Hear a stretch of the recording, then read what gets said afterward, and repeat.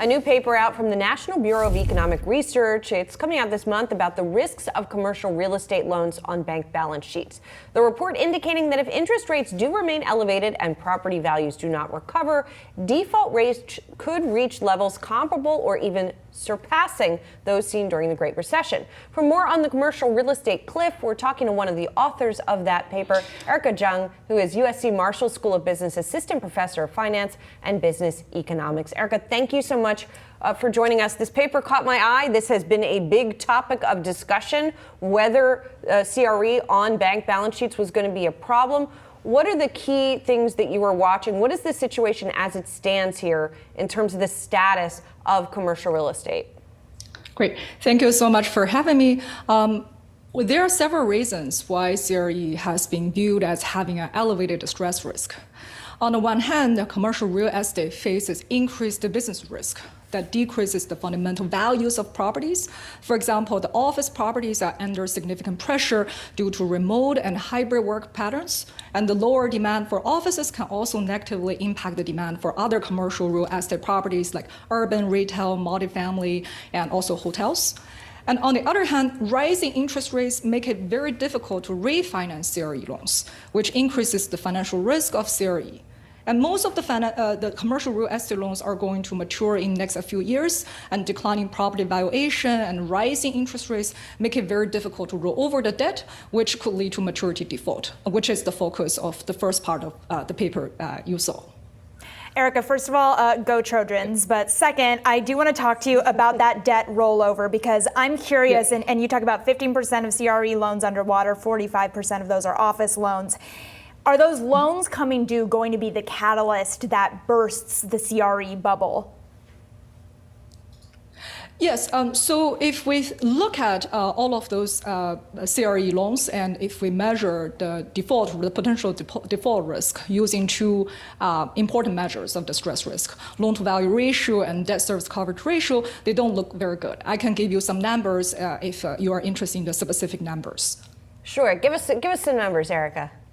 Yeah, so the loan-to-value ratio, or LTV, can tell us whether a loan is underwater, right? So in other words, whether the market value of the property is lower than the outstanding loan amount, and we know that an underwater loan is very difficult to refinance and faces high default risk. We find using loan-level data is about 15% of all commercial real estate loans are underwater. And among all types of commercial real estate properties, the office loans face particularly high distress risk. And about 45% of office loans are underwater, like what you just mentioned. And if we compute the debt service coverage ratio, which tells us whether a property's annual cash flow is sufficient to cover its debt obligation, we can look at whether the property's cash flow is sufficient, right? And so the average debt coverage ratio was about 2 to 3 when those loans were originated a couple of years ago. And if we know that if this ratio falls below 1, it means the property does not have sufficient cash flow to meet its annual debt payments. And we find more than 6% of the CRE properties with the debt service coverage ratio below 1 by the third quarter of this year. And this is due to the declining property cash flows and rising interest rates on certain loans with adjustable rates. So, and this calculation is still just based on the interest rate the CRE operators received a while ago when interest rate was still very low and when their property values were still high. And we actually find a much higher risk if we think about refinance difficulty.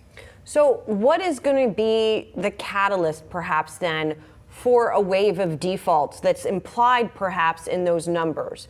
What is going to happen this year? Is it that that they're going to be forced to try to refinance? What's going to happen in 2024?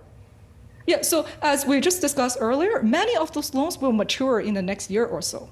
Right? So they may not be able to roll over the debt because of declining property values or inadequate cash flows.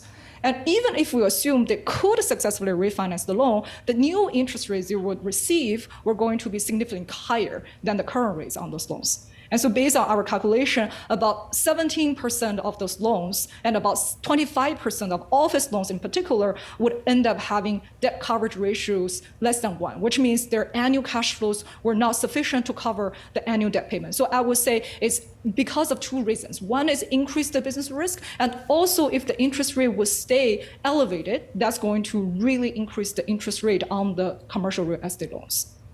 I'm curious, Erica, if you can talk me through the impact this could have on the macroeconomic environment, because in your paper you talk about 231 banks having negative equity, additional 31 insolvent, and you make some comparisons to some really dire times in our economic history. Talk to me about what that outlook looks like heading into next year. Yeah, that's a very good question. So what we find about CRE distress risk suggests that if interest rates remain elevated and property values do not recover, then CRE loan default rate could potentially reach the level during the Great Recession, which was about 10 to 20%. And so the question is, what does this 10 to 20% CRE loan default translate into bank stability issues, right? So we then really want to understand the impact of a 10% default rate, which is a very conservative estimate on bank stability.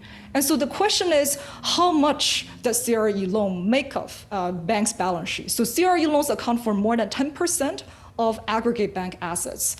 A 10% default rate on CRE loans would result in about $80 billion losses on bank assets. And this amount alone actually would not lead to any bank failure if we were still in early 2022 when interest rates were low. Right? But the rise of interest rate already led to a more than $2 trillion decline in bank asset value, according to our previous research. Right. And more importantly, smaller and mid-sized banks had the largest exposure to interest rate risk, which also disproportionately hold more CRE loans. That's where the problem is. All right, Erica, Jiang, we're going to have to leave it there, but really appreciate your insights. Thank you so much, Erica, coming from the great University of Southern California.